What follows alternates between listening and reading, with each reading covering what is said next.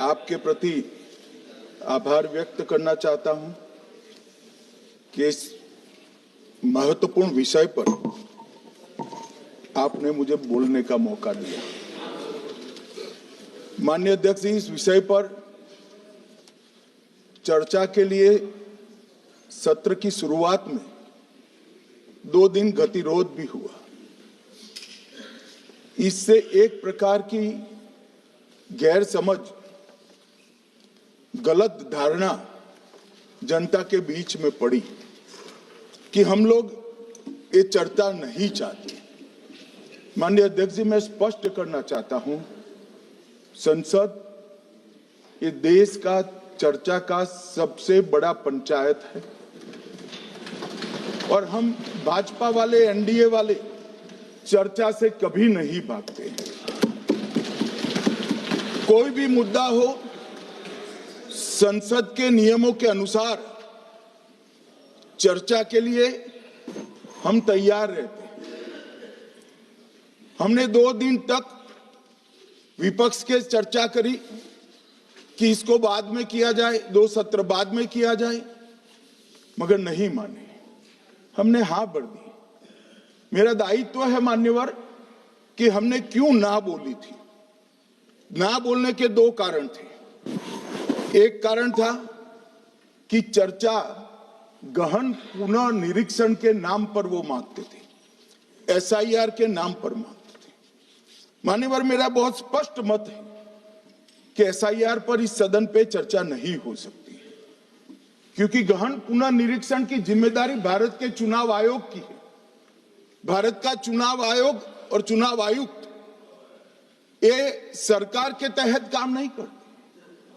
अगर जब चर्चा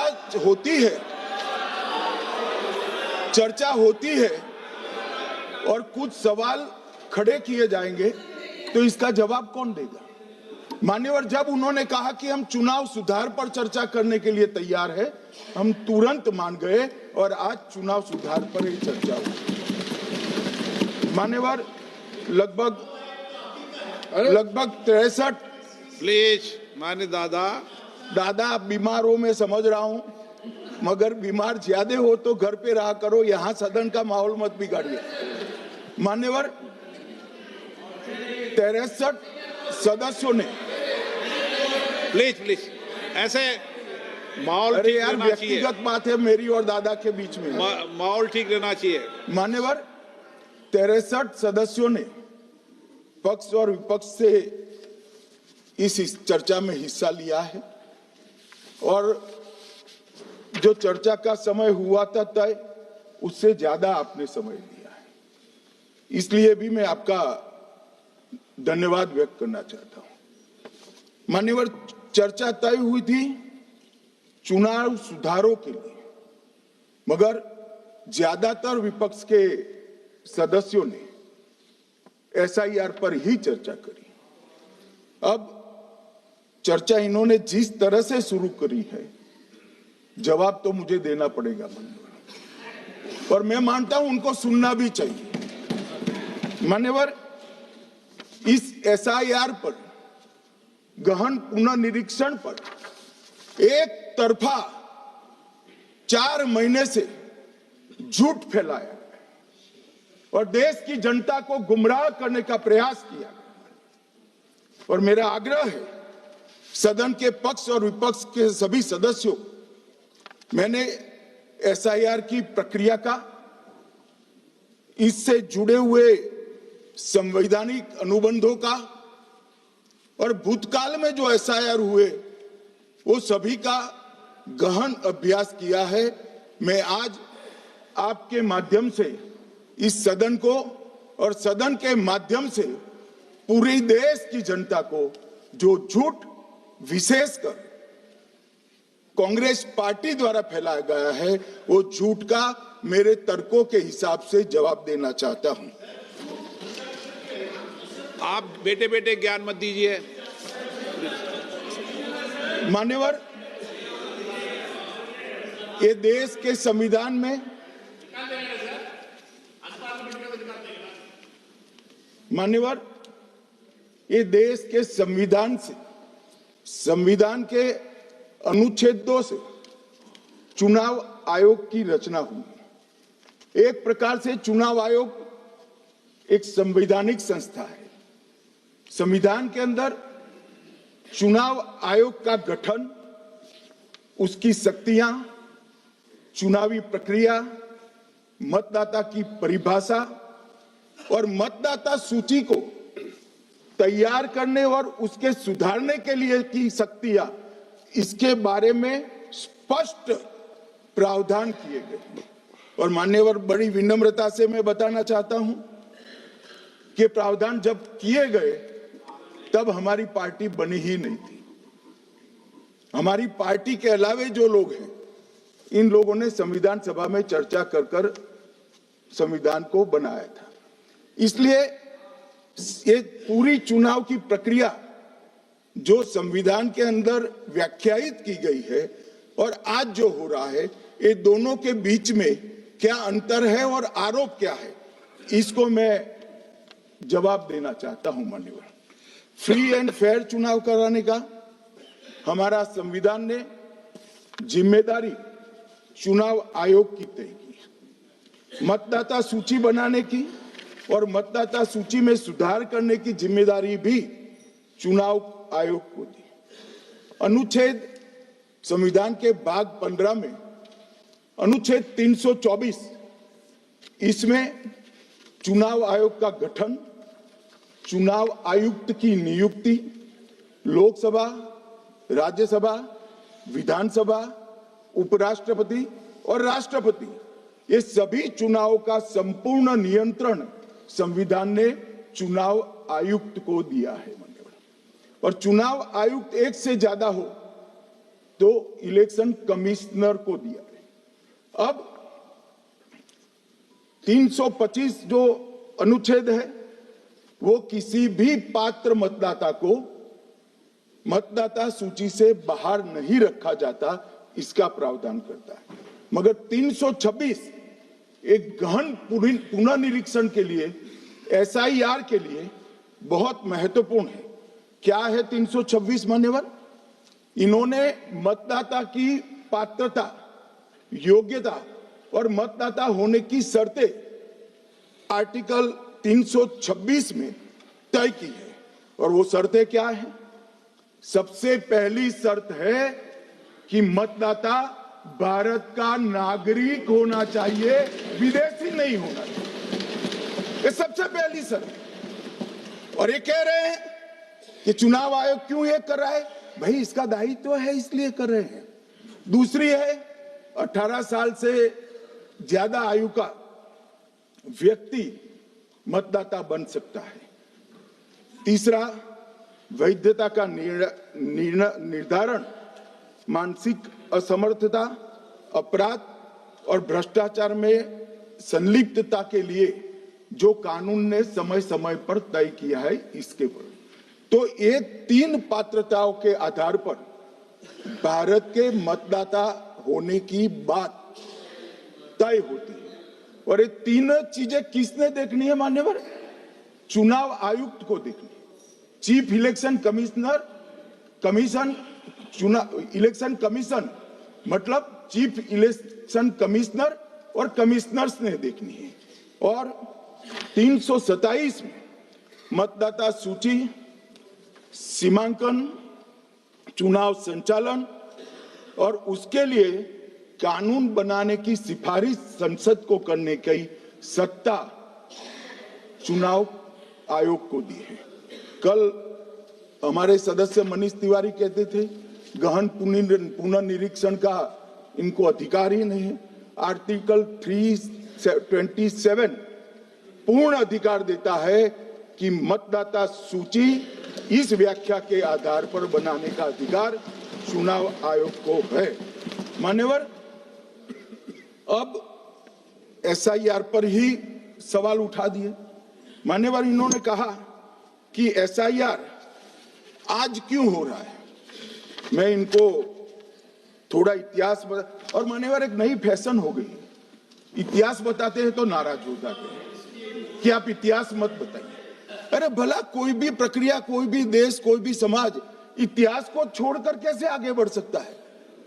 इतिहास कोई भी समाज का महत्वपूर्ण अंग है। मान्यवर, हमारे लोकतांत्रिक इतिहास की शुरुआत 1952 से हुई। तो सबसे पहला गहन पुनर्निरीक्षण एसआईआर कब हुआ? 1952 में। एसआईआर की क्या जरूरत है वो कहते हैं, इसलिए मैं कहता हूं। तो उस वक्त प्रधानमंत्री कौन थे? जवाहरलाल नेहरू। किस पार्टी से थे? कांग्रेस पार्टी से। दूसरा कब हुआ? 1957 में। फिर जवाहरलाल नेहरू प्रधानमंत्री थे, कांग्रेस पार्टी से थे। तीसरा हुआ 61 में, उसमें भी जवाहरलाल नेहरू प्रधानमंत्री थे और कांग्रेस पार्टी थे। 65-66 में भी हुआ, एक ही गहन पुनर्निरीक्षण 2 साल में हुआ। उस वक्त भी श्री लाल बहादुर शास्त्री प्रधानमंत्री थे, कांग्रेस पार्टी थे। 83-84 में हुआ, इंदिरा जी थी। 87-89 में हुआ, राजीव गांधी थे। 92-93-95 में हुआ, नरसिम्हा राव थे। 2002 और 3 में हुआ, तब श्री अटल बिहारी वाजपेयी थे। मान्यवर, 2004 में गहन पुनर्निरीक्षण समाप्त हुआ, तब डॉक्टर मनमोहन सिंह जी प्रधानमंत्री थे। तो 2, 3, 4 का एक गहन पुनर्निरीक्षण हुआ, एसआईआर हुआ। उसमें 2 साल एनडीए के प्रधानमंत्री थे, भाजपा के थे, और 1 साल डॉक्टर मनमोहन सिंह। 2004 के बाद सीधा 2025 में गहन पुनर्निरीक्षण हो रहा है और इस वक्त हम हैं। एक पूरा गहन पुनर्निरीक्षण एसआईआर की प्रक्रिया का आज तक 2004 तक किसी भी दल ने विरोध नहीं किया है। मान्यवर, क्योंकि ये चुनाव को पवित्र रखने की प्रक्रिया है। चुनाव के उद्देश्यों को, लोकतंत्र को स्वस्थ रखने की प्रक्रिया है। अगर लोकतंत्र में चुनाव जिसके आधार पर होते हैं वो मतदाता सूची ही प्रदूषित है, तो चुनाव कैसे साफ और सुथरे हो सकते हैं? समय समय पर मतदाता सूची का गहन पुनर्निरीक्षण जरूरी है। इसलिए चुनाव आयोग ने फैसला किया कि 2025 में इसको किया जाएगा। मान्यवर, एक बीच में एक घटना में जरूर कहना चाहूंगा। 2010 में एक चुनाव आयुक्त महोदय ने निर्णय किया कि रिटर्निंग ऑफिसर को मतदाता सूची में से नाम काटने का अधिकार नहीं है, और उसके बाद से किसी की मृत्यु हुई तो भी नाम नहीं कटते थे। कोई एक क्षेत्र से दूसरे क्षेत्र में गया तो भी नाम नहीं कटते थे। एक व्यक्ति का ट्रांसफर हो गया तो कोयम्बटूर से वो शिमले चला गया, भारत सरकार का कर्मचारी है, तो उसका नाम कोयम्बटूर में भी रहता था, शिमला में रहता था। क्योंकि 2010 में, मैं बताता हूं, मैं बख्शूंगा नहीं, आप चिंता मत करो। क्योंकि 2010 में एक व्यवस्था हुई कि किसी का नाम नहीं काट सकते, और उस वक्त भी कांग्रेस पार्टी की सरकार थी। तो एक गहन पुनर्निरीक्षण क्या है? मानिए, एक गहन पुनर्निरीक्षण है कि जिनकी मृत्यु हो गई उनके नाम कट जाए, जो 18 साल से बड़े हो गए उनके नाम जोड़ जाए, जो किसी भी प्रकार से 2 जगह मतदाता है उनके नाम कट जाए, और जो विदेशी नागरिक है उनको चुन चुन कर डिलीट किया जाए। ये गहन पुनर्निरीक्षण। और मैं आज इस मंच से, आपके माध्यम से इस सदन को और देश की जनता को कहना चाहता हूं, क्या कोई भी देश का लोकतंत्र सुरक्षित रह सकता है जब देश का प्रधानमंत्री और राज्य का मुख्यमंत्री कौन हो वो घुसपैठ ये तय करेंगे? मान्यवर, नहीं रह सकते। एक मतदाता का एक से ज्यादा जगह पर वोट होना चाहिए। मान्यवर, एक से ज्यादा जगह पर वोट होना चाहिए।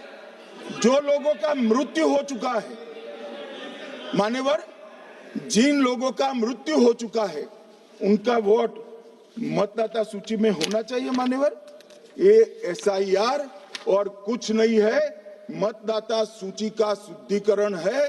मैं मानता हूं इससे कुछ दलों के राजनीतिक स्वार्थ आहत होते हैं। मुझे उन दलों के प्रति एक प्रकार से अनुकंपा भी है, क्योंकि देश के मतदाता तो वोट देते नहीं है, ये थोड़े विदेशी दे देते थे, वो भी चले जाएंगे।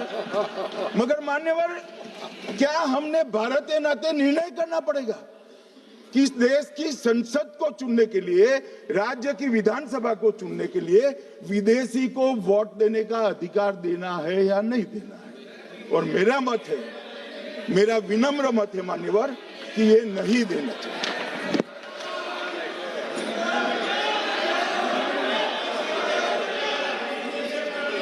दादा बैठ जाइए प्लीज प्लीज। मान्यवर,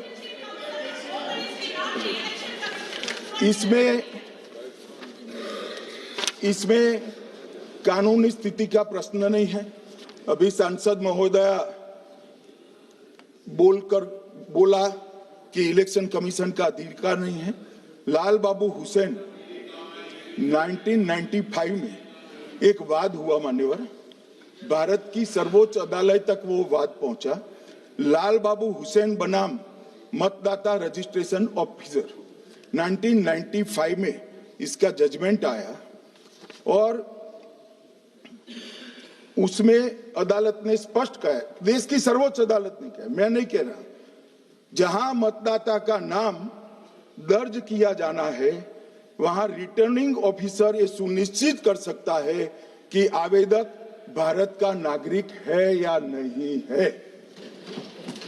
ये लोग जो कहते हैं इलेक्शन कमीशन कैसे तय करेगा, ये इनकी ड्यूटी है और ये हमारा निर्णय नहीं है, भारत की सर्वोच्च अदालत का निर्णय है और हम सब भारत की सर्वोच्च अदालत के निर्णय से बंधे हुए हैं। किसी को भी अगर वेरीफाई करना है तो लाल बाबू हुसैन बनाम मतदाता रजिस्ट्रेशन ऑफिसर 1995 का जजमेंट निकालकर मान्यवर दे दे। मान्यवर, विपक्ष के नेता राहुल गांधी जी ने 5 नवंबर 2025 को एक प्रेस कॉन्फ्रेंस में परमाणु बम फोड़ा। अब वो परमाणु बम के अंदर उन्होंने कहा कि हरियाणा में एक ही घर में 501 वोट पड़ गए। चुनाव आयोग ने इतनी स्पष्टता करी कि हाउस नंबर 265 कोई छोटा मकान नहीं है और 1 एकड़ का पुश्तैनी प्लॉट में अनेक परिवार बस रहे, मगर वहां हर परिवार के घर का नंबर नहीं दिया गया है, इसलिए सब जगह हाउस नंबर 501 दिया गया और एक परिवार की तो 3 पीढ़ियां साथ में रह सकती है। और पुराने नंबर से ही जब हरियाणा में कांग्रेस की सरकार चुनी गई तब से ये नंबर इसी तरह से चल रहा है। ये ना कोई फर्जी घर है ना फर्जी वोटर है। मान्यवर, वोट चोरी का नैरेटिव बनाने के लिए मान्यवर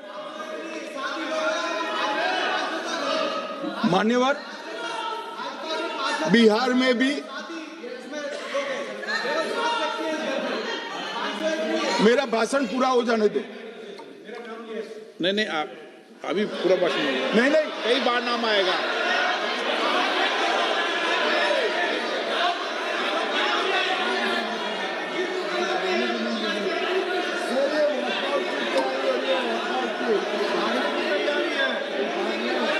माननीय सदस्य, 2 मिनट बैठिए, मैं कुछ बोलना चाहता हूँ। 2 मिनट बैठिए, मैं एक मिनट। माननीय सदस्य, 1 मिनट। मान्यवर, मेरा विपक्ष के नेता से एक निवेदन है कि 2 मिनट सुन ले मुझे, बाद में उनको बोलने का मौका दीजिए। मान्यवर, 2 मिनट। मान्यवर, मेरा आपसे विनम्र निवेदन है, मैं आधी रात तक बैठने के लिए तैयार हूं, मुझे कोई आपत्ति नहीं। मेरा भाषण समाप्त हो जाए, अरे सुनिए ना भाई, सुनो ना, 2 बड़े बोलते हैं तब बीच में नहीं बोलते। मान्यवर, मेरा भाषण समाप्त हो जाए। प्लीज नहीं। मान्यवर, मेरा भाषण समाप्त हो जाए बाद में, इसमें जितने भी मुद्दे विपक्ष के नेता खड़े करेंगे, मैं मेरी मर्यादा में इसका जरूर जवाब दूंगा, मुझे कोई आपत्ति नहीं। मेरा विनंती इसलिए है माननीय,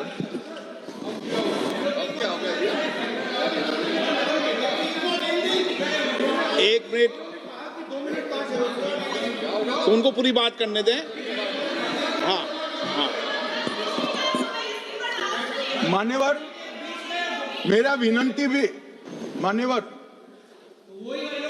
नो प्लीज डिबेट नहीं करते बेटे। मान्यवर, मेरा विनंती इसलिए है कि शायद वो जो मुद्दा खड़ा करना चाहते हैं उसका जवाब मेरे आगे भाषण में आ जाएगा तो मुद्दा ही नहीं बचेगा, इसलिए मैं कह रहा हूं मुझे पूरा सुन लिया जाए। मान्यवर, बिहार में एक मतदाता की उम्र 34 साल बताएगी, 34 साल की है, इसको 124 साल बताया गया। सच था कि इसमें उम्र 124 बार छपी थी। बाद में मिंता देवी जी ने खुद बताया कि उन्होंने ऑनलाइन आवेदन किया था और वो ऑनलाइन आवेदन करने में गलती हो गई, इसके कारण उम्र 124 बार साल छपी थी। अब इसके आधार पर मतदाता सूची पर प्रश्न कर दिए।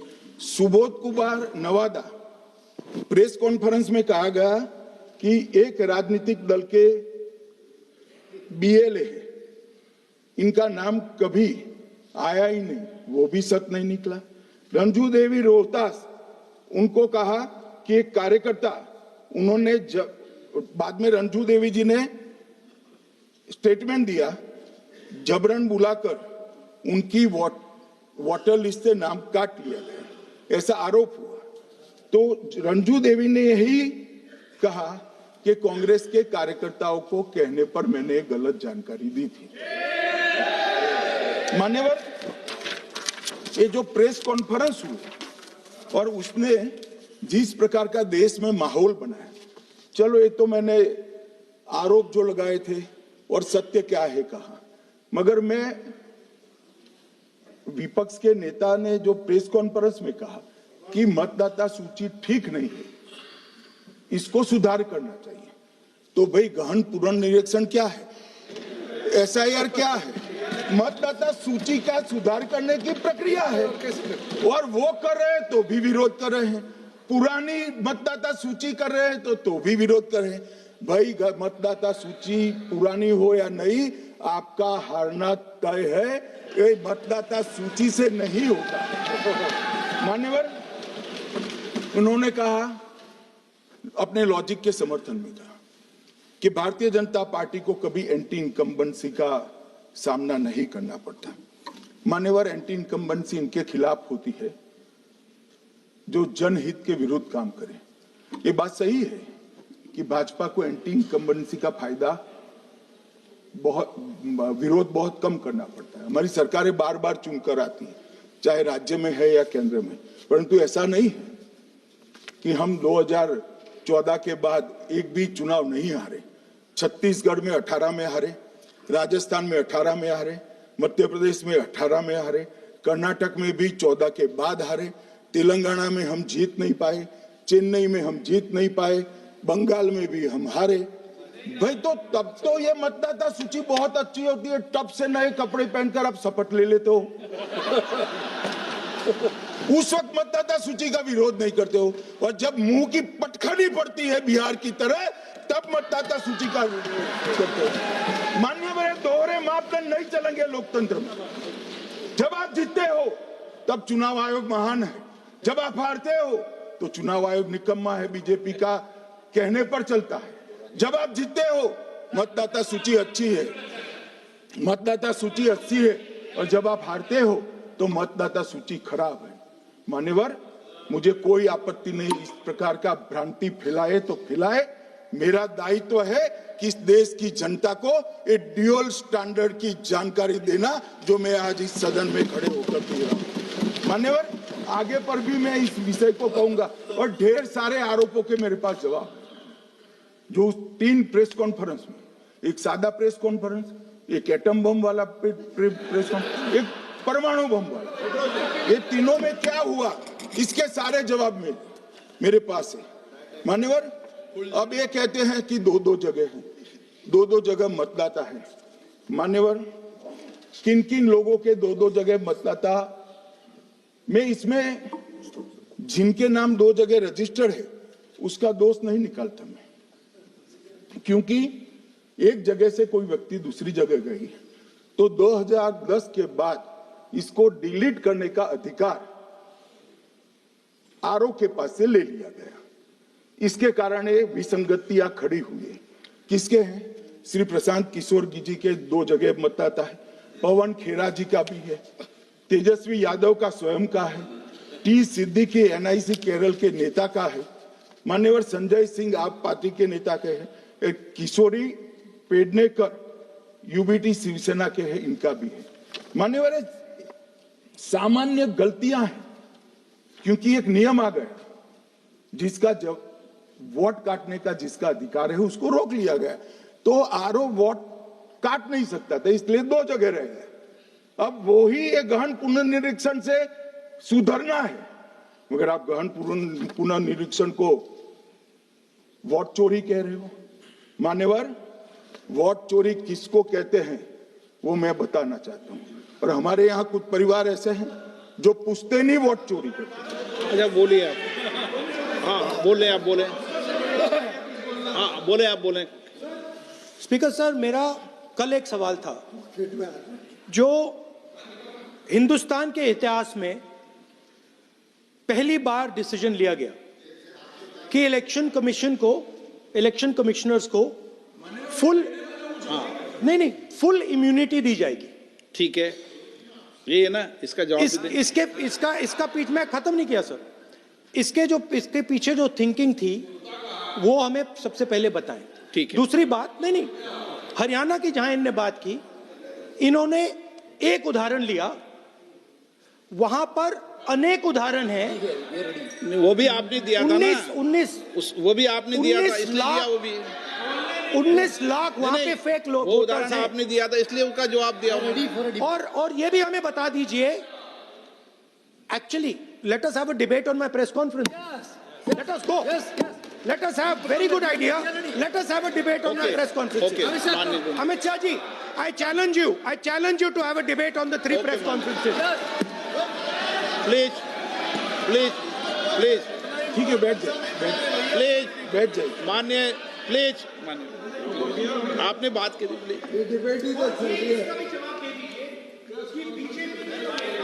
उत्तर प्रदेश में और हरियाणा में दोनों चुनाव में वोट कैसे दे रहे हैं, प्लीज ये भी जवाब दे दीजिए।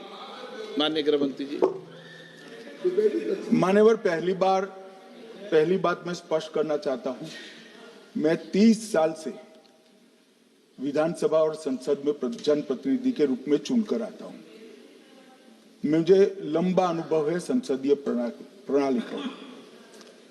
विपक्ष के नेता महोदय कहते हैं कि पहले मेरी बात का आप जवाब दीजिए, मैं सुनना चाहता हूं। आपकी मुनसफी से संसद नहीं चलेगी, मेरे आप बोलने का क्रम मैं तय करूंगा, इस तरह से नहीं चलेगी संसद। मान्यवर, उनको धैर्य रखना चाहिए, मेरा जवाब सुनने का। इनकी एक बात का जवाब मैं दूंगा, मगर मेरे भाषण का क्रम वो तय नहीं कर सकते, मैं करूंगा, क्योंकि मैं बोल रहा हूं।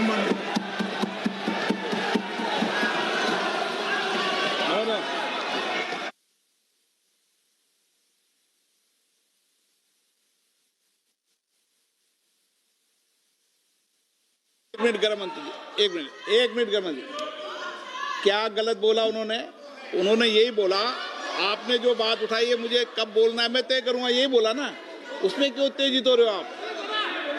हाँ, आपके 2-2 मिनट में खड़े होने से थोड़ी जवाब देते रहेंगे। नो, माननीय गृह मंत्री, नहीं होगा।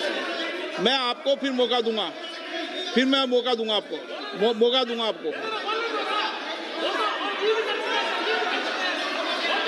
हाँ बोलिए, बोलिए सर। ये बोलिए। आपने अगर अमित शाह जी का रिस्पांस देखा तो ये कंप्लीटली डिफेंसिव रिस्पांस है, ये घबराया हुआ रिस्पांस है, ये डरा हुआ रिस्पांस है। अब सुनिए पूरी बात, प्लीज मानिए। नो, सच्चे अच्छा रिस्पॉन्स नहीं है। माननीय गृह मंत्री जी, मान्यवर आपके चेहरे पर बैठो मान्यवर आपके चेहरे पर चिंता की लकीरें मैं देख रहा हूं कि मैं क्या बोलूंगा।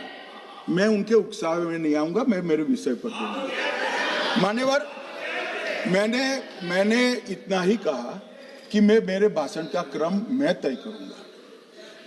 मेरे भाषण का पहले क्या बोलना, बाद में क्या बोलना, मैं तय करूंगा। और मैं मानता हूं कि हर एक वक्ता का ये अधिकार है, उनका भी है, मेरा भी है। कल वो बोल रहे तो हम ऐसा थोड़ी ना बोले आप झूठ क्यों बोल रहे हो। हम नहीं बोले, नहीं बोल सकते साहब। वो माननीय विपक्ष के नेता है, वो बोल सकते अपना भाषण मान्यवर। और मैंने तो ये भी कहा, मेरा पूरा भाषण छूट कर कुछ बच जाता है तो आप पूछिएगा, मैं जवाब दूंगा।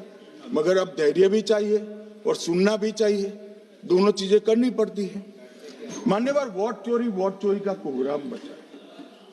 मैं वोट चोरी किसको कहते हैं वो बताना चाहता हूं। वोट चोरी के 3 आयाम हैं।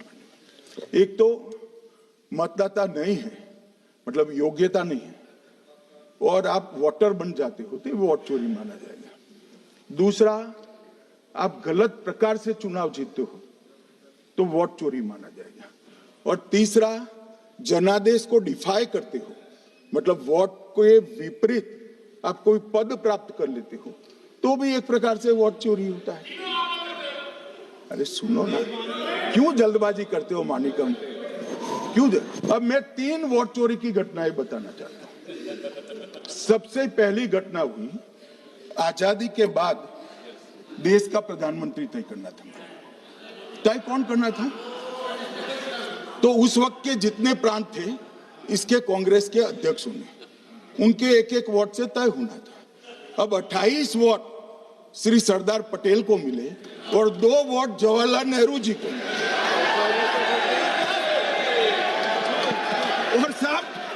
और साहब प्रधानमंत्री जवाहरलाल जी बने।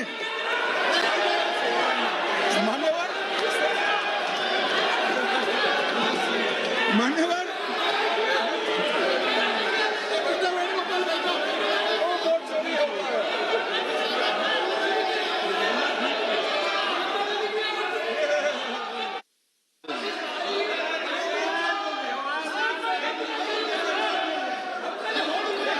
प्लीज माननीय गृह मंत्री जी, माननीय गृह मंत्री जी,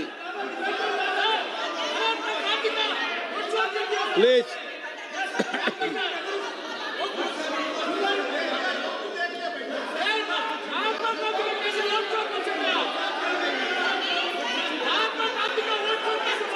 बैठो बैठो, बैठिए माने, प्लीज प्लीज प्लीज।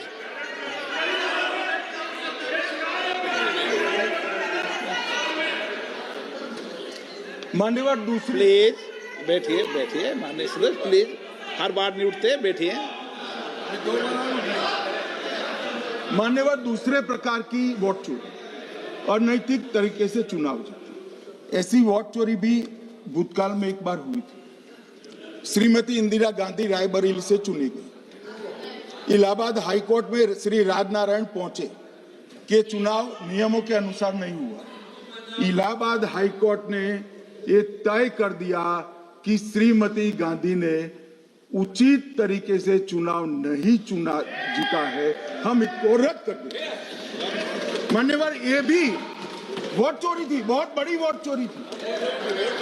और उसके बाद में क्या हुआ? उसके बाद में वो वोट चोरी को ढकने के लिए संसद में कानून लाया कि प्रधानमंत्री के खिलाफ कोई केस ही नहीं हो सकता।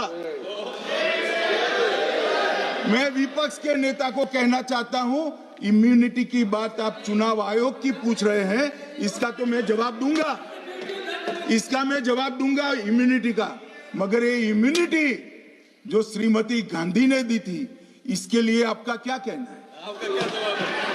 और उन्होंने तो स्वयं के लिए ले ली, उनका आरोप है। प्लीज, ऐसे नहीं चलता। मान्यवर, आप जब बोले, जब 5-5 मिनट उठेंगे क्या? ये मान्यवर उनका नौ, आरोप है। आप भी बोले, आप भी बोले, आप भी बोले। 9 गलत, एक मिनट में सदस्य नहीं उठेगा ना। मान्यवर उनका आरोप है कि सरकार ने बनाया तो लोकतंत्र ने बनाया, तो जो समय का केस था वो बताया है, आगे का तो बताया। मोदी जी को भी सब लोगों ने प्रधानमंत्री बनाया है भाई, आपकी कृपा से नहीं बने हैं।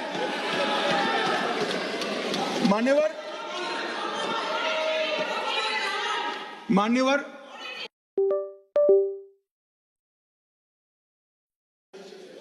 चुनाव आयुक्तों को इम्यूनिटी दी। इनका आरोप सत्य नहीं है, मैं इसकी बात बाद में करता हूं, परंतु हमने तो चलो मानो चुनाव आयुक्त को इम्यूनिटी दी, श्रीमती गांधी ने तो अपने आप को इम्यूनिटी दी। और फिर जब ये संवैधानिक सुधार के वायरस चैलेंज हुए तो वो केस जीतने के लिए 2, 3 और 4 नंबर के सर्वोच्च न्यायालय के जज को बाईपास कर चौथे नंबर के जज को चीफ जस्टिस बनाया और वहां केस भी जीत लिया। और मान्यवर, ये तो इतिहास है, कौन झुठला सकता है? इनको कोई पढ़ाता नहीं है इतिहास, ये तो इतिहास है, सर्वोच्च अदालत और संसद के रिकॉर्ड में रखा हुआ इतिहास है। इसके खिलाफ लल्लन सिंह जैसे कितने लोग पूरा जीवन लड़े बिहार में, इमरजेंसी के खिलाफ जेल में गए, लाखों लोग गए। और तीसरी वोट चोरी कहना चाहता हूं, तीसरी वोट चोरी का प्रकार मैंने बताया था कि योग्यता नहीं है और मतदाता बन जाना। अभी एक वाद पहुंचा है, वाद मतलब डिस्प्यूट पहुंचा है दिल्ली की सिविल अदालत में। उसमें डिस्प्यूट ये है कि सोनिया गांधी जी इस देश की नागरिक बनने से पहले मतदाता बने।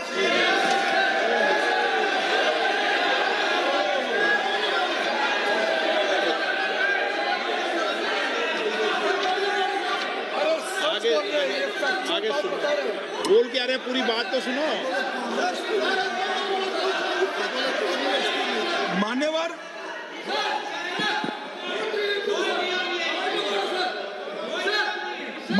मैंने इतना ही कहा है कि अदालत में केस चल रहा है जो फैक्चुअल है। अब जवाब तो उनको अदालत में देना है, सोनिया जी ने यहां क्यों दे रहे हैं? अदालत में जवाब देना है।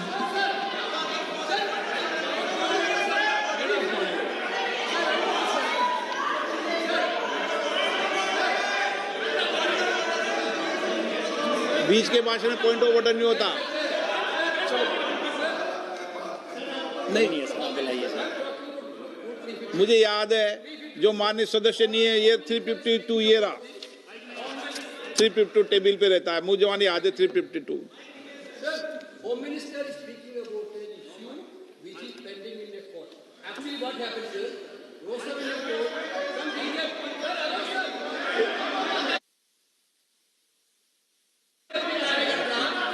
filed a case on Madam Sonia Gandhi's voting on that 80. Sir, that Ross Avenue court dismissed that case without, there is no substance in that case. After that, the same person given an appeal. Gandhi not even voted in that election. I am challenging Home Minister. Okay. Sonia Gandhi not even voted that election. Can you prove it? Can you prove it? Sir, misleading statement a Home Minister doing. Sir, you are. What is this, sir? एक minute please दादा, एक minute please. No, बैठिए। No मान्य please.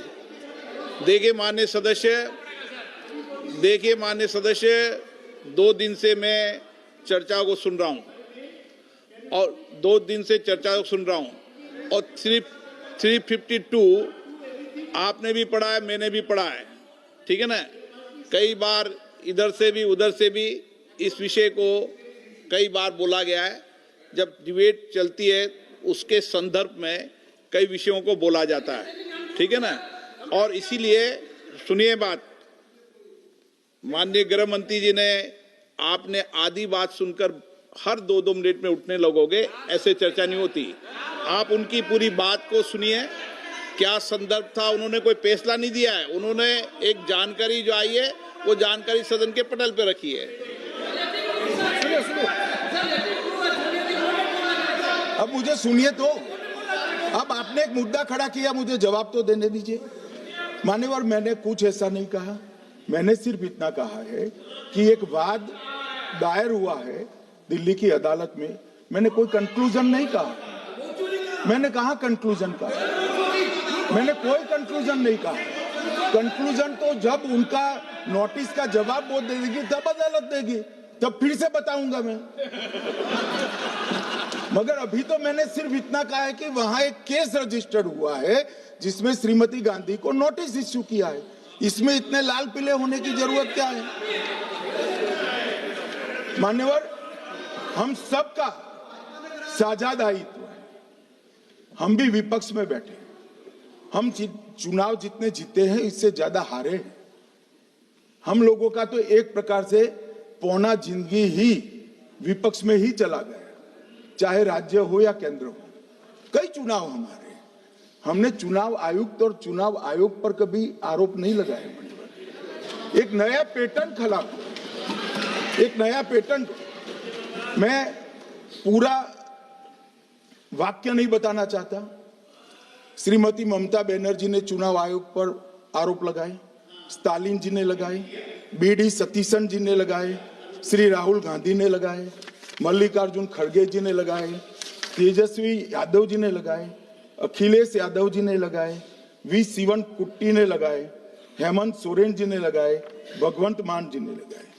अब पहले तो ऐसी परंपरा सिर्फ कांग्रेस पार्टी में थी, मगर संपर्क का दोष कहता होता है साहब, ये सारे इंडिया अलायंस वाले चुनाव आयोग के खिलाफ आए। मान्यवर, चुनाव आयोग एक तटस्थता से चुनाव कराने वाला संस्थान बनाया गया और इसकी मान्यता कोई पॉलिटिकल पार्टी ने नहीं दी, भाग और अनुच्छेदों के तहत हमारे संविधान ने दी और ये संवैधानिक प्रक्रिया है।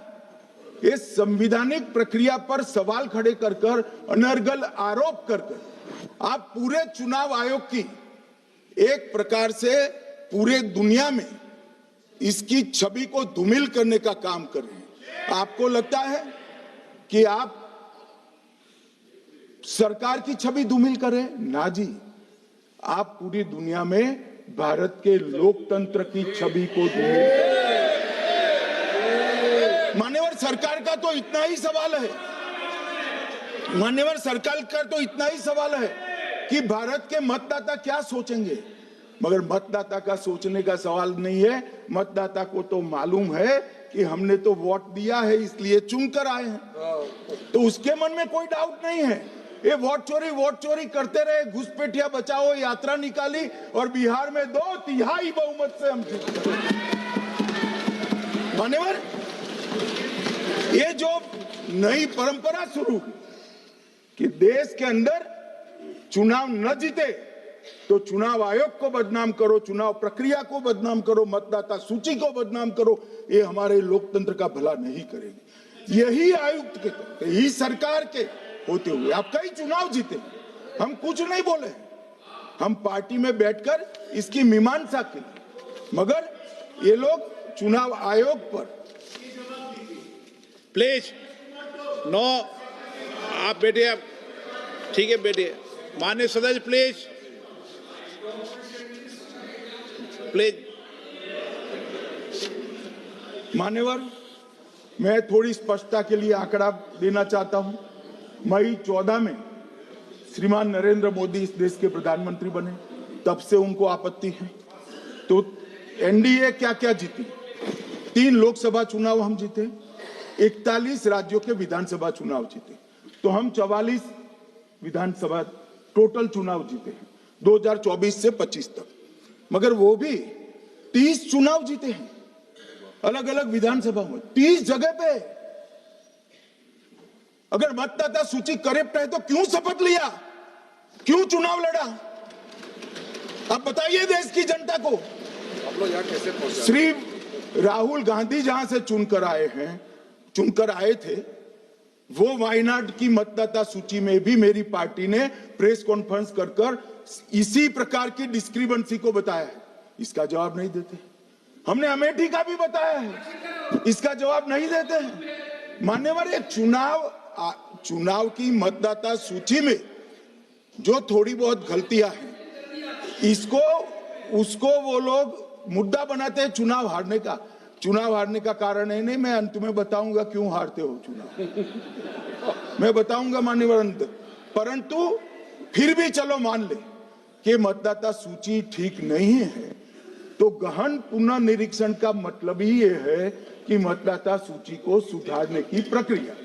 अब इसमें आपके बीएलए सहयोग नहीं करते हैं, आप उसका बहिष्कार का ऐलान करते हो, आपकी राज्य सरकारें जहां है वो मदद कम करती है, तो कैसे मतदाता सूची का शुद्धिकरण होगा?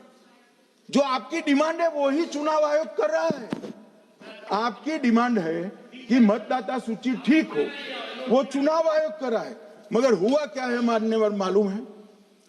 इनको अब अगर प्रेस में कोई पत्रकार उनको पसंद ना आए ऐसा सवाल पूछते हैं तो तुम बीजेपी के एजेंट हो ऐसा कहते हैं। मान्यवर, सवाल जो भी हो उसको लेना चाहिए। मान्यवर, पत्रकार कभी बीजेपी का एजेंट नहीं होता है। मगर आप अगर ऐसा मानते हो कि लोकतंत्र में आपको पसंद आए ऐसे ही सवाल पत्रकार पूछे, तो ये नहीं हो सकता। इमरजेंसी नहीं है भाई, इमरजेंसी नहीं है। मान्यवर, एक प्रेस में कोई सवाल पूछता है तो कहते हैं बीजेपी के एजेंट को। केस हारते हैं तो जज पर आरोप कर देते हैं, चुनाव हारते हैं तो ईवीएम पर आरोप करते हैं। ईवीएम की दलील अब गले नहीं उतरती तो वोट चोरी का मुद्दा लेकर आए। वोट चोरी का मुद्दा लेकर पूरा बिहार में यात्रा निकाली, फिर भी हार गए। अब हारने का कारण आपका नेतृत्व है, ये हारने का कारण ईवीएम और मतदाता सूची नहीं। और अगर ये मानते हैं मान्यवर, अगर ये मानते हैं कि इनको कोई पूछने वाला नहीं है, भगवान करे मैं गलत पड़ जाऊं, कांग्रेस के कार्यकर्ता इनका हिसाब मांगेंगे। एक दिन कांग्रेस के कार्यकर्ता इनका हिसाब मांगेंगे कि इतने चुनाव कैसे हार गए। मान्यवर, कोई जज आजादी के इतने साल में नहीं हुआ है मान्यवर कि कोई जज एक जजमेंट दे तो जज के खिलाफ इंपीचमेंट लेकर आते हैं। अपनी वोट बैंक को एड्रेस करने के लिए इंपीचमेंट लेकर आते हैं मान्यवर। और ये सारे ने तो साइन कर दिया, साथ ही साथ उद्धव जी ने भी साइन कर दिया। उद्धव जी, जजमेंट क्या है? एक पहाड़ी पर मान्यता है कि हाँ सबसे ऊपर दिया जलाया जाए। मान्यवर, एक वोट बैंक को संभालने के लिए एक हाईकोर्ट के जज के सामने इंपीचमेंट लेकर आए हैं। देश की जनता उनको मदद नहीं करे।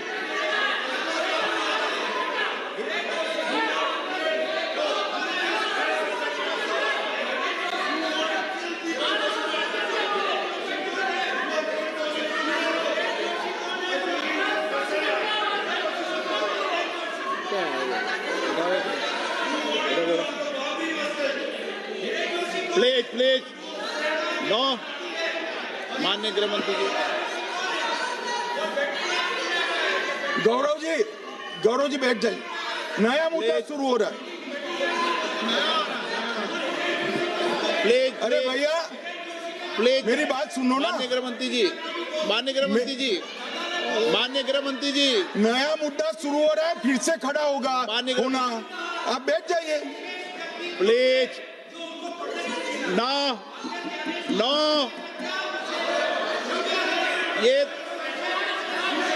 ये तरीका ना। मणिकम जी प्लीज बैठिए। नो, ये तरीका ठीक नहीं है। प्लीज बैठे। आपको ज्यादा समस्या है क्या हर 2 मिनट में खड़े होने की?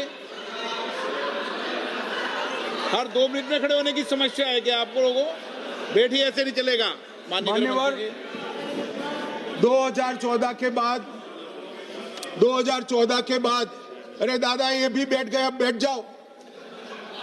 मान्यवर, 2014 के बाद हारने की परंपरा शुरू हुई। हारने की परंपरा शुरू होने के बाद हाँ जीते ही है, मगर हारने की भी परंपरा हुई है। मान्यवर, हारने की परंपरा शुरू करने के बाद इन्होंने सबसे पहले ईवीएम को निशाना बनाया। आज मैं आपके माध्यम से सदन को और सदन के माध्यम से देश की जनता को बताना चाहता हूं, ईवीएम कौन लेकर आया इस देश में? मान्यवर, कौन लेकर आया? 15 मार्च 1989 को जब राजीव गांधी इस देश के प्रधानमंत्री थे, तब ईवीएम लाने का कानूनी बदलाव किया गया था। सुन लो, अब राजीव गांधी के ईवीएम के कानून का भी विरोध कर रहे हैं। मान्यवर, इसके बाद में अरे सुनो ना क्या प्रक्रिया हुई। इसके बाद में ईवीएम के खिलाफ किसी ने याचिका करी। इस देश की सर्वोच्च न्यायालय के 5 जजों ने बैठकर ईवीएम के कानूनी बदलाव को 2002 में उचित ठहराया। राजीव गांधी को भी नहीं मानते, सर्वोच्च अदालत को भी नहीं मानते हैं। फिर 98 में मध्य प्रदेश, राजस्थान और दिल्ली, इसमें सिर्फ 16 विधानसभाओं में इसका ट्रायल लिया गया। कितना केयरफुल है ये भी बताता हूं। हुडा बैठो, ये भी कितना केयरफुली चुनाव आयोग आगे बढ़ा है। मध्य प्रदेश, राजस्थान और दिल्ली, ये राज्यों की सिर्फ 16 विधानसभा में इसका ट्रायल लिया गया। हर प्रकार से चेक कर ईवीएम का उपयोग सबसे पहली बार पूरे देश में 2004 में हुआ। 2004 का महत्व है माननीय, सबसे पहले 2004 में हुआ। पूरे लोकसभा चुनाव हमारे समय में ईवीएम का उपयोग हुआ। लाए राजीव गांधी, वहां से लेकर 2004 तक। और 2004 के चुनाव में कौन जीता भाई? वो जीत गए। उस वक्त ईवीएम की चर्चा बंद। 2009 का चुनाव हुआ, पूरा ईवीएम से हुआ, ये जीत गए, चुप्पी साध ली। 2014 में सब हम जीते तो कौ चालू कर दी। वो सरकार में थे। मान्यवर, ये क्या है? जब कानून आप लाए, मशीन आपने इंट्रोड्यूस किया, चुनाव आप पहला जीते मशीन से, दूसरा चुनाव जीते, मौत से 10 साल राज किया और हार गए तो फिर रोते हैं। मान्यवर, देश की जनता मानती है इसको। और दूसरी बात जब चुनाव आयोग को भी लगा कि सच्चे झूठे आरोप होते हैं, तो इस पर रिसर्च की एक प्रक्रिया हुई। मानिएगा 5 साल रिसर्च के बाद वीवीपीएटी की इंट्रोडक्शन हुआ। ये वीवीपीएटी क्या है? मैं जब वोट दबाता हूं तो समझ गए दादा, धन्यवाद। मान्यवर, मैं जब वोट दबाता हूं तो मैंने कमल के निशान पर वोट दबाया, तो पास में एक पर्ची निकलती है कि आपका वोट कमल के निशान पर रजिस्टर हो गया है। फिर भी आरोप हुए कि पर्ची और ये 2 अलग होते हैं। तो चुनाव आयोग ने निर्णय किया कि 5% ईवीएम और वीवीपैट के परिणाम कंपेयर होंगे। तो मशीन खुला, इसमें 396 वोट मिले। तो वीवीपैट में कितने वोट मिले? तो 396 है या नहीं है, ये 5% मशीनों में मिलता है। मान्यवर, मैं आंकड़े लेकर आया हूं चुनाव आयोग को पूछकर आज कि कितने वीवीपैट और मशीन का मिलान नहीं हुआ। आज तक 16,000 मशीन और वीवीपैट का मिलान हुआ है, एक भी वोट का बदलाव नहीं। और ये जब मतगणना होती है तब उनके पोलिंग एजेंट बैठते हैं मान्यवर, परिणाम पर वो साइन करते हैं, दोनों प्रकार के, मशीन के और वीवीपीएटी के परिणाम पर भी साइन करते हैं मान्यवर। और ये इस पर आरोप लगा रहे हैं मान्यवर। अब ये कह रहे हैं कि उस वक्त वाईफाई नहीं थी। सबसे पहली बात, 2004 में वाईफाई आ चुकी थी। मगर फिर भी चलो मान लो, आरोप लगाते गए। ईसीआई ने 2009 में एक छेड़छाड़ के आरोप पर भाग लेने के लिए 10 राज्यों में 100 ईवीएम लगाई गई। सब लोगों ने प्रयास किया, 2009 में कोई छेड़छाड़ नहीं कर पाए। फिर भी आरोप लगाए तो 2017 में इलेक्शन कमीशन ने जून 2017 में 3 दिन तक ईवीएम इलेक्शन कमीशन की ऑफिस में रखे कि कोई भी पार्टी आकर, कोई भी टेक्नोक्रेट आकर, कोई भी साइंटिस्ट आकर ईवीएम को हैक कर कर बता दे। ये तो गए ही नहीं, ये नहीं गए। मान्यवर, ये सिर्फ प्रेस में आरोप करते, ना अदालत में जाते हैं, ना चुनाव आयोग के पर जाते। मान्यवर, मगर एक्सपर्ट भी नहीं गए। आप कोई एक्सपर्ट भेज देते भैया, एक्सपर्ट भी नहीं भेजा। और मान्यवर, 2017 में फिर चुनाव आयोग इस निर्णय पर पहुंचा कि आने वाले सब चुनाव ईवीएम से होते हैं। अब चुनाव आयोग ने तो निर्णय कर दिया, मगर मैं भी साहब थोड़ा ज्यादा सोचता हूं। तो मैंने सोचा साला ये चुनाव आयोग कहता है कुछ नहीं हो रहा है, कुछ नहीं हो रहा है, तो ये लोग आरोप क्यों लगाए?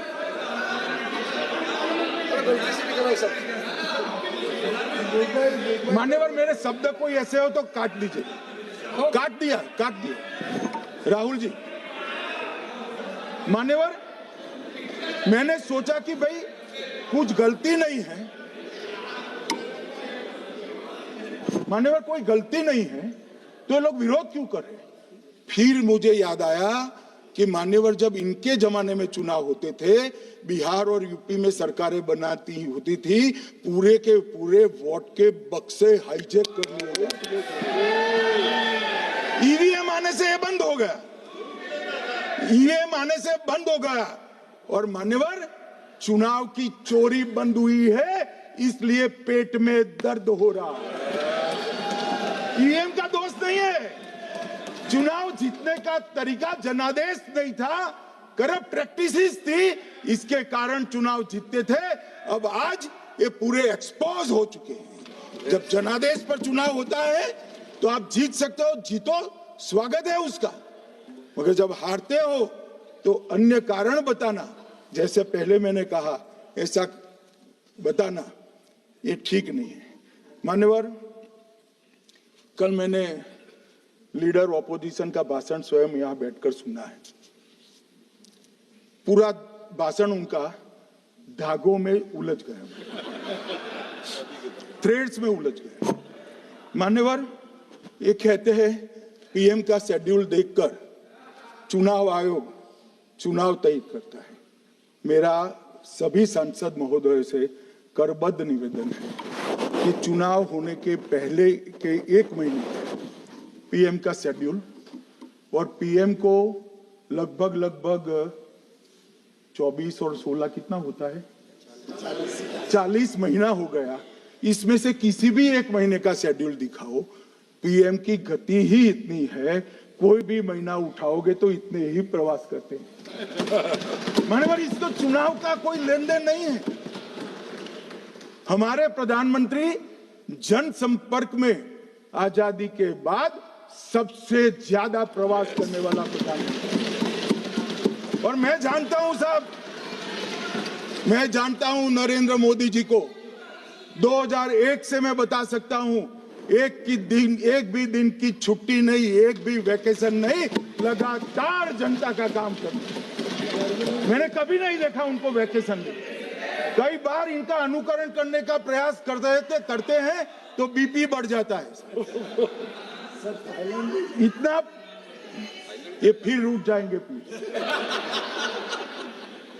मान्यवर, ये पूरी चर्चा चुनाव सुधार पर थी। मैंने आज ये भी जांच करा,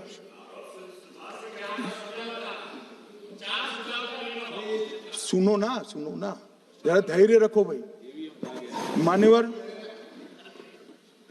मैंने आज सुबह चुनाव आयुक्त के वहां जांच कराई। जांच मतलब कोई गोपनीय चीज नहीं पूछी है, आप इसका इशू मत बने। मैंने ये पूछा कि चुनाव सुधार के लिए मई 2014 के बाद कौन सी पार्टी से कितने आवेदन आपको मिले, क्योंकि चुनाव सुधार जो करना है इसकी प्रक्रिया क्या है मान्यवर? चुनाव सुधार सभी राजनीतिक दलों के साथ चर्चा कर चुनाव आयोग भारत सरकार के विधि मंत्रालय को भेजता है और विधि मंत्रालय इसका कानून बनाकर संसद के सामने रखता है। ये प्रक्रिया है। तो मैंने सोचा कि इतना बड़ा हो हल्ला हुआ तो ढेर सारे चुनाव सुधार कांग्रेस पार्टी ने दिए होंगे, तो मैं जरा उसका पुच्छा कर दूं, लगे हाथ तो इसकी भी बात कर लूं। इसमें गोपनीय क्या है?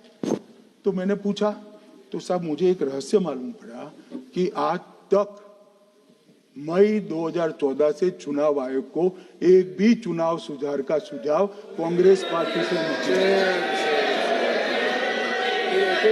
मान्यवर,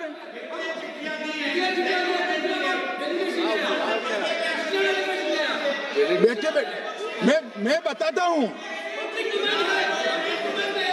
मान्यवर। मैं जवाब पूछोगे क्या?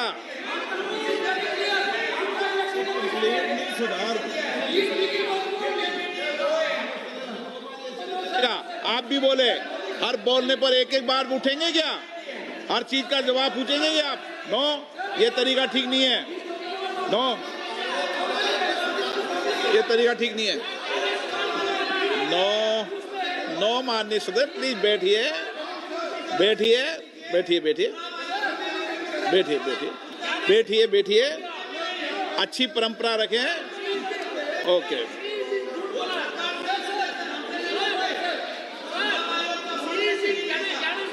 नो नो प्लीज, हर 2 मिनट में उठते हैं। अच्छी है।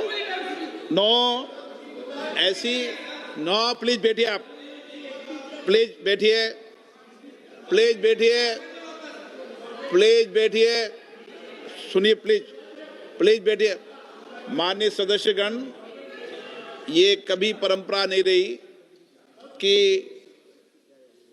सत्ता पक्ष और प्रतिपक्ष का कोई भी माननीय सदस्य कभी बोल रहा हो तो हर विषय पर बैठे बैठे टिप्पणी करना या हर विषय पर खड़े होकर सवाल पूछना, ये परंपरा कभी नहीं रही। आपने भी भाषण दिया आज, आपको कोई ने बीच में उठ के पूछा कोई ने? माननीय गृह मंत्री जी, अच्छी परंपराएं लागू करो, अच्छी तरह चलाएं सदन। मैं मेरे स्टेटमेंट पर कायम हूं। नरेंद्र मोदी सरकार बनने के बाद आज तक कांग्रेस पार्टी ने चुनाव आयोग को एक भी चुनाव सुधार का प्रपोजल नहीं दिया। मान्यवर, ये कई बार मिलने गए हैं, मैंने उनका प्रेस कॉन्फ्रेंस भी देखा है। उनका प्रेस कॉन्फ्रेंस था चुनाव प्रक्रिया के अंदर उनका जो डिस्प्यूट है वो ऑन गोइंग इलेक्शन में इसको रजू करने का। चुनाव सुधार जो होता है, चुनाव के पहले चुनाव के नियम जो तय होते हैं, इसके लिए सभी दलों को बाकायदा पत्र लिखा जाता है और कोई मांगे तो उसको समय भी देना पड़ता है। ये दो अलग चीजें। माननीय गृह मंत्री, मान्यवर, 1 मिनट गृह मंत्री। माननीय सदस्यगण, सदन का समय माननीय गृह मंत्री जी के वक्तव्य की समाप्ति तक बढ़ाया जाता है। माननीय गृह मंत्री जी। मान्यवर, कर विपक्ष के नेता ने 3 सवाल पूछे थे और 4 सुझाव दिए थे।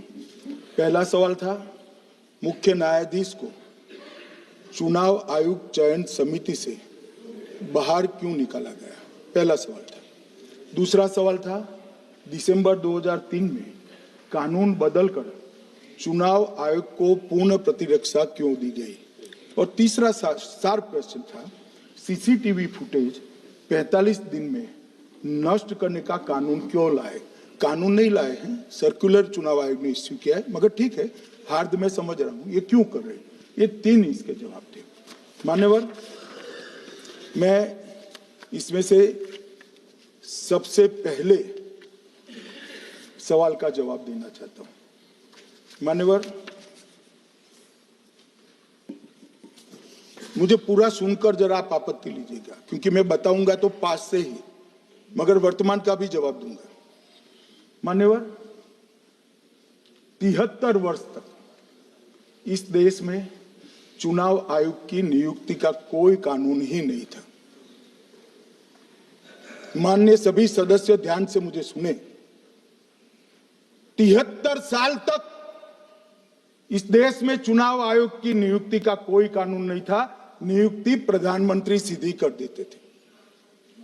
और मान्यवर, मैं आज ये पूरे देश को बताना चाहता हूं कि टोटल अब तक जितने चुनाव आयुक्त हुए और जितने मुख्य चुनाव आयुक्त और चुनाव आयुक्त, ये सभी इसी प्रकार से हुए।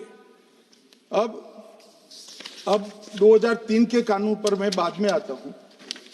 1950 से 1989 चुनाव आयोग एक सदस्यीय था। प्रावधान क्या था? कोई कानून नहीं था। प्रधानमंत्री जी फाइल भेजते थे राष्ट्रपति जी को और राष्ट्रपति जी नोटिफिकेशन बाहर नहीं करते। तो भाई उस वक्त बरोबर चुनाव था,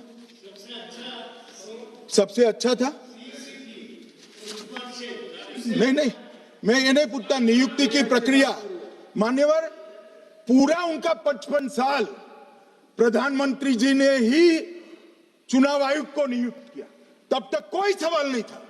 और नरेंद्र मोदी करते हैं तो उन पर सवाल उठाते हैं, मगर हमने तो ऐसा भी नहीं किया मान्यवर। फिर 89 से 91, जब 89 में चुनाव आयुक्त उनकी सुनते नहीं थे, तो पहली बार उस पर ब्रेक लगाने के लिए चुनाव आयोग को बहुत सदस्यीय बनाया गया। ये बिहार के चुनाव के कारण ही हुआ, परंतु वो भी प्रधानमंत्री की फाइल से ही अपॉइंट होते हैं। और मान्यवर, 21 चुनाव आयुक्त, कमिश्नर और मुख्य चुनाव आयुक्त, और 21 और 29 इस प्रकार से हुए जिसमें कोई प्रधानमंत्री जी ही रखते थे।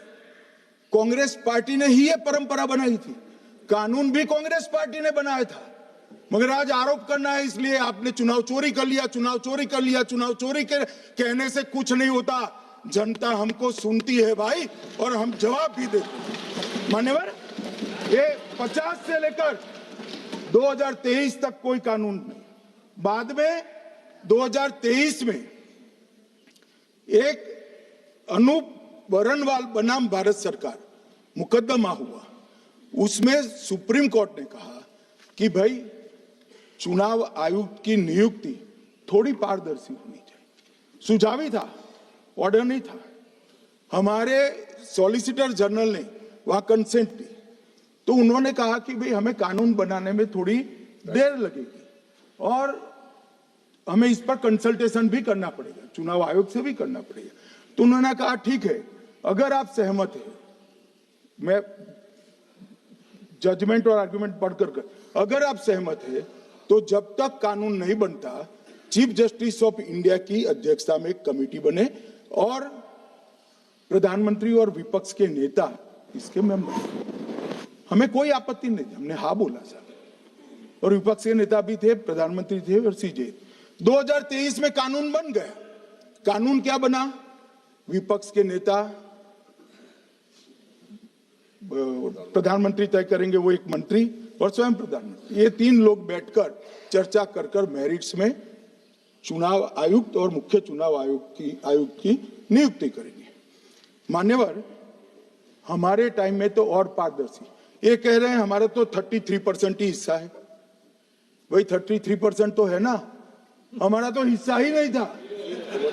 और मान्यवर, मैं रिकॉर्ड से बताता हूं, 2012 में सीयूसी की नियुक्ति होनी थी। अडवाणी जी ने सुझाव दिया लिखकर कि एक प्रणाली बना जाए, नहीं बनाया और बीएस संपत जी को सीधा चुनाव आयुक्त बना दिया। उसके बाद में भी ये कल व्यक्ति कैसे है इसकी चर्चा है।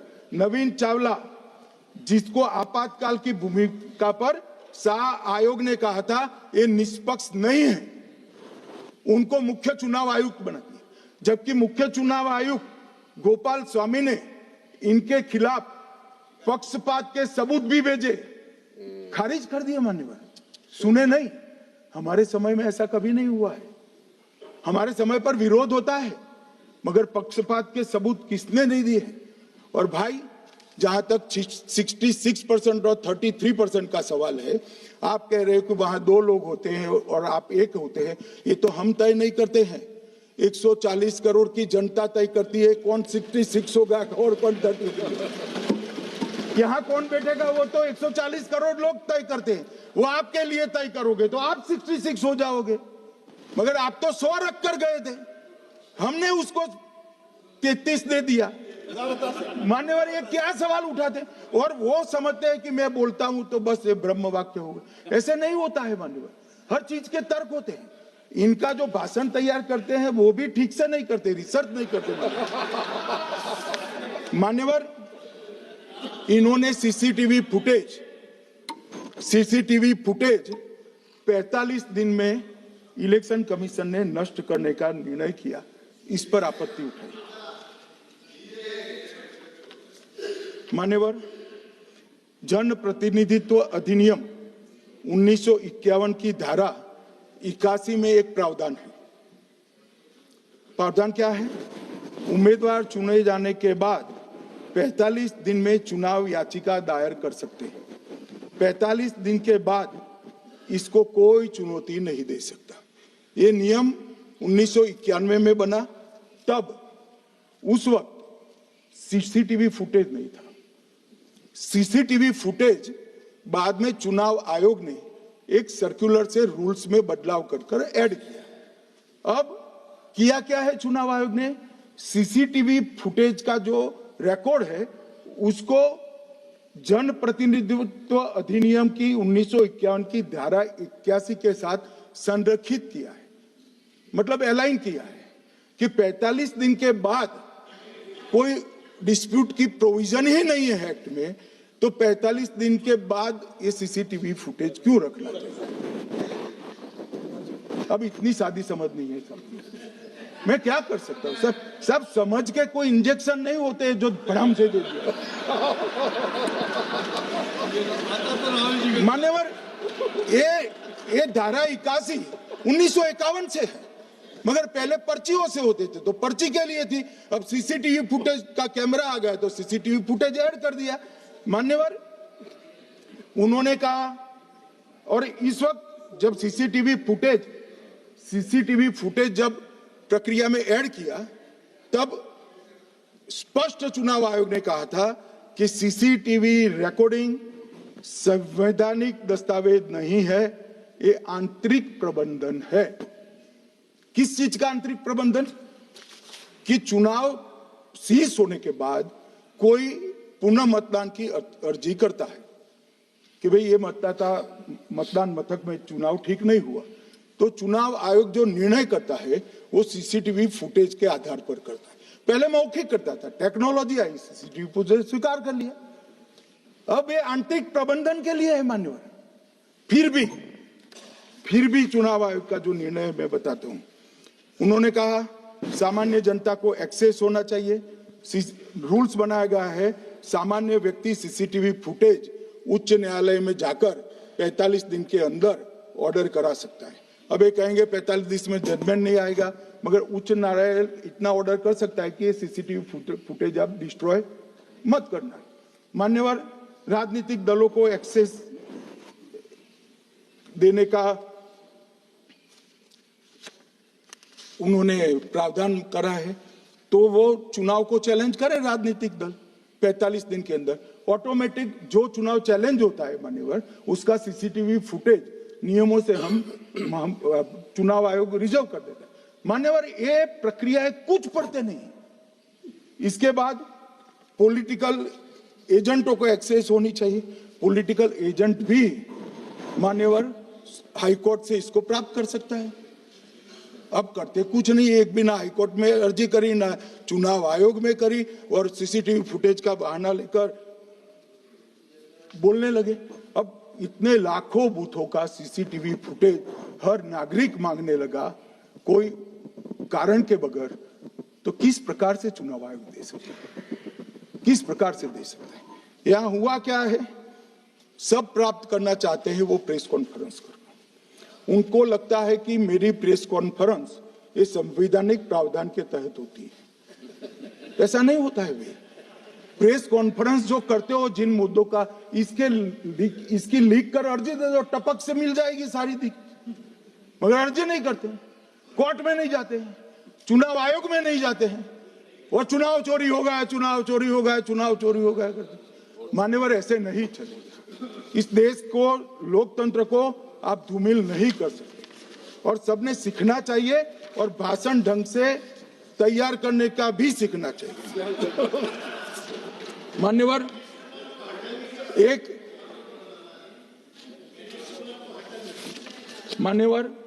एक उन्होंने कहा सीईसी को 2003 में कानून बनाकर इम्यूनिटी दी।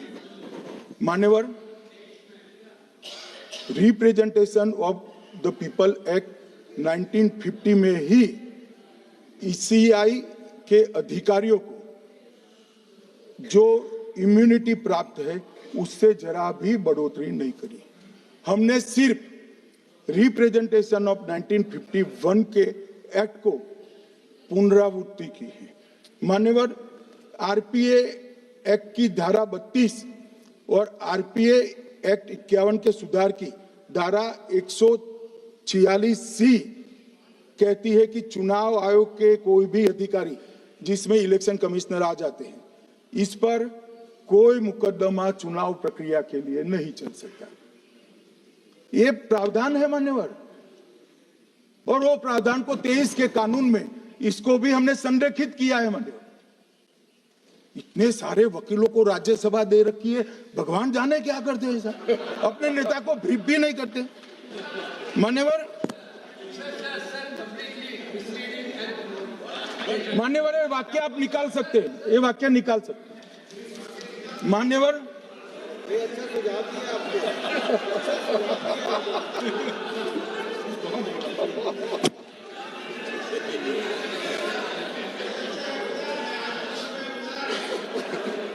मान्यवर, फिर ये सब हो रहा कल देर रात को मान्यवर मैं मेरा भाषण तैयार कर रहा, तो मैंने अपने आप को पूछा कि ये सब इतना स्पष्ट है तो ये मुद्दा क्यों उठा रहे। मेरी समझ में अगर इतना पढ़कर आता है तो उन्होंने भी तो पढ़ा होगा। ये मुद्दा क्यों उठा रहे? मूल मुद्दा है अवैध घुसपैठियों को मतदाता सूची में रखने। इन लोगों ने मान्यवर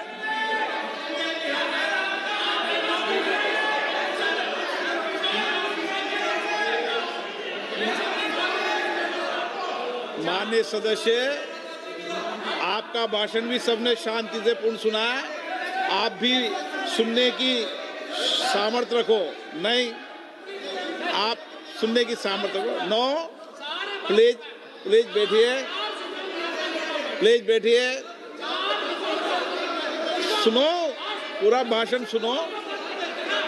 आप जब बोलते हैं तो इधर भी सुनते हैं, आप भी इधर भी बोलते हैं, इधर सुने।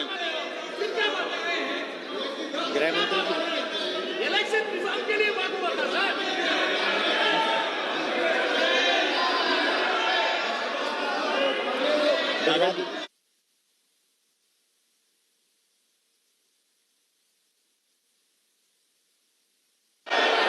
माननीय सदस्य, आप जब बोलते हैं तो इधर भी सुनते हैं, पूरे सुनने की क्षमता रखो। सर, ये लोग डर गए हैं, जवाब नहीं सुन सकते हैं। इतना दिनों से देश के सामने में झूठ फैला करके इन्होंने गुमराह करके चर्चा मंगा। आज गृह मंत्री जी एक बात का जवाब दे रहे हैं, ये भाग गए, डर गए, सुन भी नहीं सकते ये।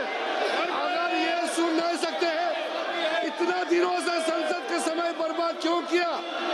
अगर सच्चाई नहीं सुन सकते तो इतना दिनों तक सरकार पर संसद के समय लोगों को रंग फैला करके क्यों समय बर्बाद किया?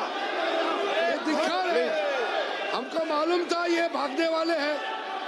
सच्चाई को सुनना चाहिए, सच्चाई को सुनना चाहिए। और जब सच्चाई सामने में आया तो डर गए, सुनने का कैपेसिटी तक नहीं है और इतना गुमराह किया।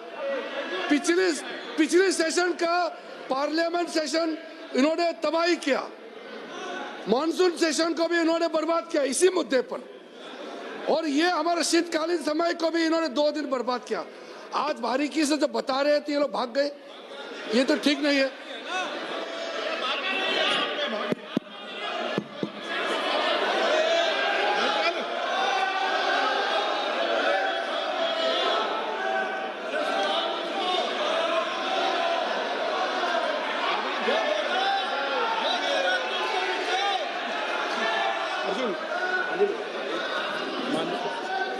मान्यवर, ये 200 बार भी बहसकार करेंगे, एक भी अवैध घुसपैठियों को इस देश में हम वोट नहीं देंगे।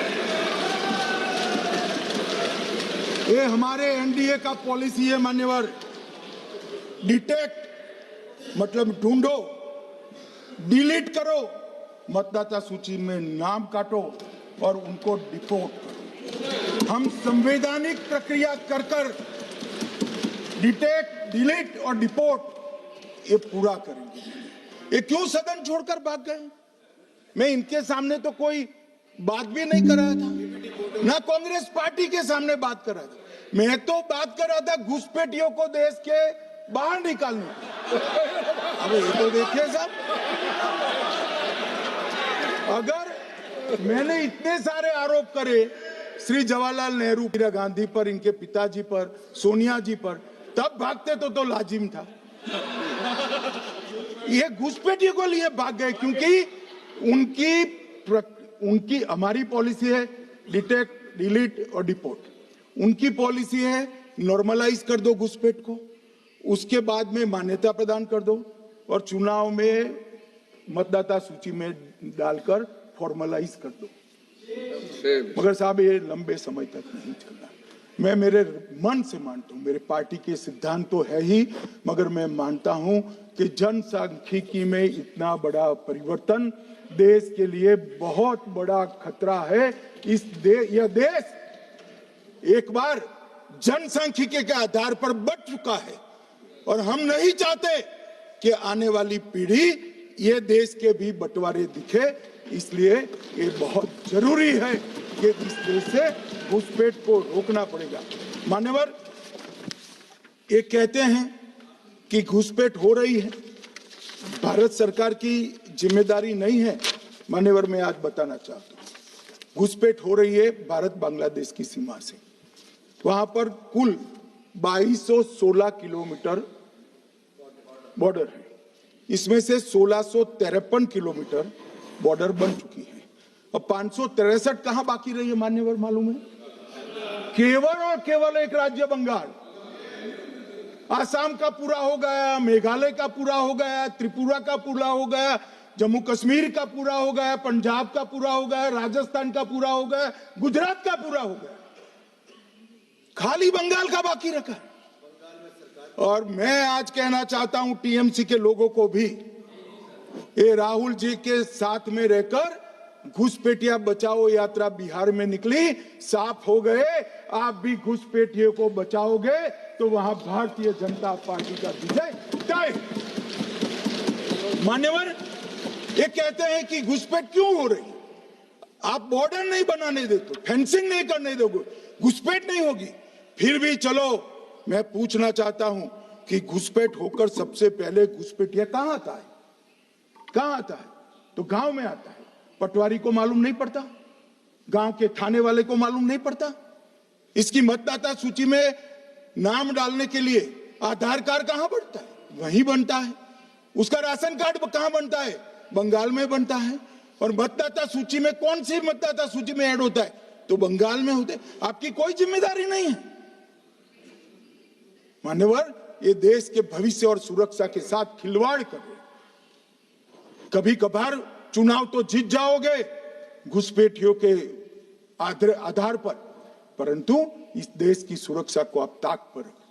मैं आज कहना चाहता हूं मान्यवर, बिहार की जनता ने एक बहुत महान फैसला किया है घुसपैठिया बचाओ यात्रा के खिलाफ जनादेश दिया। और बंगाल भी ये करने जा रहा है मान्यवर, आने वाले दिनों में करेंगे, उनको मालूम नहीं। मान्यवर, मैं एक कल राहुल गांधी जी ने एक विषय कहा था कि सारी संवैधानिक संस्थाएं आपने करप्ट कर दी। मैंने पूरा बताया कि चुनाव आयोग की नियुक्ति के पहले क्या नियम थे। उन्होंने कहा कि महत्वपूर्ण पद पर आरएसएस की विचारधारा के लोग रख लिए जाते हैं, तो इसमें क्या आपत्ति है भाई? क्या इस देश में कोई कानून बना है कि आरएसएस की विचारधारा वाले हैं उनको कोई महत्वपूर्ण? अरे इस देश का प्रधानमंत्री आरएसएस की विचारधारा वाला है, इस देश का गृह मंत्री आरएसएस की विचारधारा वाला है, और जनादेश से बनकर आए, आपकी कृपा से बनकर नहीं आए मान्यवर। मगर उन्होंने क्या किया था वो मैं फिर बताना चाहता हूं। 1969 में इस देश का राष्ट्रपति का चुनाव हुआ। 1969 में इंदिरा जी अपनी पार्टी के अंदर ही संघर्ष करती थी। पार्लियामेंट्री बोर्ड ने राष्ट्रपति के चुनाव के प्रतिनिधि के रूप में कांग्रेस पार्टी का अधिकृत उम्मीदवार बनाया श्री संजीव रेड्डी को, और इंदिरा जी ने प्रधानमंत्री रहते हुए अपने पार्टी के मैंडेट को ही डिफाई कर कहा कि राष्ट्रपति का चुनाव में वोटिंग अंतर आत्मा की आवाज से करनी चाहिए, और उन्होंने श्री वीवी गिरी को प्रत्याशी बनाया मान्यवर। और फिर हुआ क्या? अल्पमत में थी वो, संजीव रेड्डी जी के वोट ज्यादा थे। जीतने के लिए उन्होंने कम्युनिस्टों से समाधान किया, और इस देश की सारे संस्थान पर, शिक्षा संस्थान पर, महत्वपूर्ण संवैधानिक पद पर कम्युनिस्टों को बिठाने का काम इंदिरा गांधी जी ने, और वहीं से इस देश के विमर्श को बदलने का काम किया है, वहीं से किया है। वामपंथी विचारधारा इस देश के प्रकृति को, इस देश के स्वभाव को, इस देश की जनता को स्वीकार्य नहीं है, और इसीलिए वामपंथी लुप्त हो गए मान्यवर। उन्होंने इस देश के युवा धन को वामपंथी विचारधारा पर डाइवर्ट करने का काम किया है, जो 2014 से फिर से नरेंद्र मोदी जी ने इसको एक अच्छी तरीके से, लोकतांत्रिक तरीके से परिष्कृत करने का काम कर रहे हैं मान्यवर। और ये कह रहे हैं कि आरएसएस की विचारधारा वालों को रखते हैं। कोई ऐसा कानून नहीं है मान्यवर कि आरएसएस की विचारधारा वाला व्यक्ति कोई, आरएसएस की विचारधारा क्या है? देश के लिए मरना ही आरएसएस की विचारधारा है। देश को समृद्धि के परम शिखर पर ले जाना ही आरएसएस की विचारधारा है। देश की संस्कृति का झंडा बुलंद करना ही आरएसएस की विचारधारा। ये क्या समझाते? हम ऐसे मान लेंगे? हम नहीं डरते साहब किसी से, हम नहीं डरते। मैं मेरी ही बात करता हूं। मैं तो 10 साल का था और नारे लगाता था, आसाम की गलियां सुनी है, इंदिरा गांधी खूनी है। हम तो वहां से लड़ते लड़ते आए हैं, हम नहीं डरते मान्यवर। और मान्यवर, इन्होंने कहा कि वोट चोरी से जीतते हैं, वोट चोरी से नहीं जीते हैं। आपने सर्जिकल स्ट्राइक का विरोध किया, इसलिए हम जीते। आपने एयर स्ट्राइक का विरोध किया, इसलिए जीते हैं। आपने 370 हटाने का विरोध किया, इसलिए जीते हैं। आपने राम मंदिर बनाने का विरोध किया, इसलिए जीते हैं। आपने घुसपैठियों को हटाने का विरोध किया, इसलिए जीते हैं। आपने सीएए का विरोध किया, इसलिए हम जीते हैं। आपने ट्रिपल तलाक हटाने का विरोध किया, इसलिए जीते हैं। और आप 1 नेशन 1 इलेक्शन का विरोध कर रहे हो, इसलिए हम फिर से जीते हैं। माननीय 60 करोड़ गरीबों के घर में इस देश के प्रधानमंत्री जी ने घर पहुंचाया, गैस पहुंचाया, पानी पहुंचाया, शौचालय पहुंचाया, 5 किलो अनाज मुफ्त पहुंचाया, और 5 लाख तक की दवाइयां मुफ्त कर दी। क्या समझते हैं कि वोट चोरी कर कर जीते हैं? इस देश के इंफ्रास्ट्रक्चर को 40 साल देख लीजिए और हमारे 11 साल देख लीजिए, इंफ्रास्ट्रक्चर को 3 गुना बढ़ाने का काम हमारे प्रधानमंत्री नरेंद्र मोदी, और इसलिए जनता हमें जिताती है। और मैं तो अभी भी कहना चाहता हूं, चले गए हैं मान्यवर, मैं अभी भी कहना चाहता हूं, यार कांग्रेस पार्टी तुझे टिकट तो देती नहीं है मान्यवर। मैं अभी भी कहना चाहता हूं, एसआईआर का विरोध करोगे तो बिहार की जगह बंगाल और तमिलनाडु में भी साफ। मान्यवर, इस 140 करोड़ की जनता का जनादेश ईश्वर का आदेश होता है। हमारे यहाँ तो कहते हैं ना कि जनता ही जनार्दन है। तो जनता का फैसला श्री कृष्ण का फैसला होता है, जनार्दन का फैसला। और वो जनता के फैसले को ये लोग वोट चोरी इस तरह की भाषा का प्रयोग करते हैं। जनता देख रही है, जनता आंख मूंद कर नहीं बैठी। मान्यवर, मैं तो धन्यवाद करना चाहूंगा हमारे पार्लियामेंट्री अफेयर्स मिनिस्टर का कि इन्होंने तो एक अलग रास्ता कर SIR पर चर्चा कर ली, वरना इनका झूठ एक तरफा जनता में जा रहा था। आज आपने भी मुझे इतना विपुल मात्रा में समय दिया, जरूरत पड़ी वहां प्रोटेक्शन भी दिया, मुझे संरक्षण दिया, इसलिए मैं आपका भी धन्यवाद करना चाहता हूं। और अंत में फिर से एक बार श्री राहुल गांधी के भाषण लिखने वालों को कहना चाहता हूं कि तथ्य ढंग से ढूंढ कर लिखे, इनकी यहाँ पर तकलीफ हो।